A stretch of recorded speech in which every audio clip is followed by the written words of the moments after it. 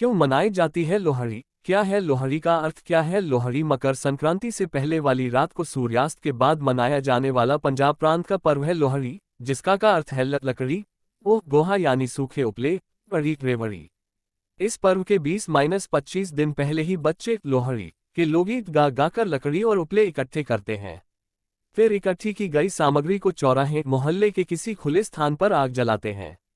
इस उत्सव को पंजाबी समाज बहुत ही जोशो खरोश से मनाता है।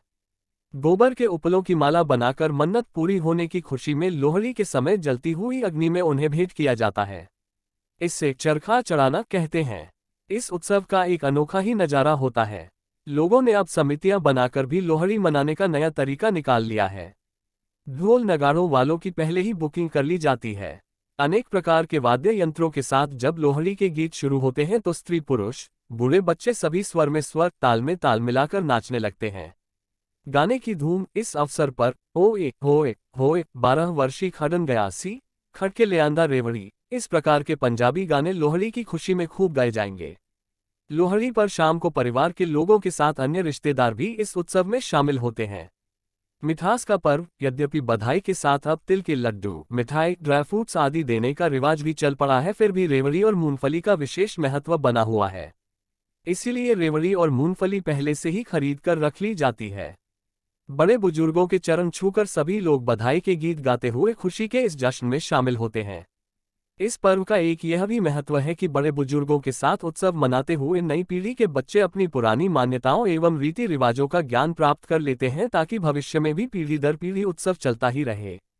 वहां सभी उपस्थित लोगों को यही चीजें प्रसाद के रूप में बांटी जाती हैं। इसके साथ ही पंजाबी समुदाय में घर लौटते समय लोहड़ी में से 2-4 दहकते कोयले भी प्रसाद के रूप में घर लाने की प्रथा आज भी जारी है। ढोल की थाप के साथ गिद्दा नाच का यह उत्सव शाम होते ही शुरू हो जाता है और देर रात तक चलता ही रहता है। लोहड़ी कैसे मनाते हैं? लोहड़ी मनाने के लिए लकड़ियों की ढेरी पर सूखे उपले भी रखे जाते हैं। समूह के साथ लोहड़ी पूजन करने के बाद उसमें तिल, गुड़, रेवड़ी एवं मूंगफली का भोग लगाया जाता है। इस अवसर पर ढोल की थाप के साथ गिद्दा और भांगड़ा नृत्य विशेष आकर्षण का केंद्र होते हैं। पंजाबी समाज में इस पर्व की तैयारी कई दिनों पहले ही शुरू हो जाती है। इसका संबंध मन्नत से जोड़ा गया है, अर्थात जिस घर में नई बहू आई होती है या घर में संतान का जन्म हुआ होता है तो उस परिवार की ओर से खुशी बांटते हुए लोहड़ी मनाई जाती है।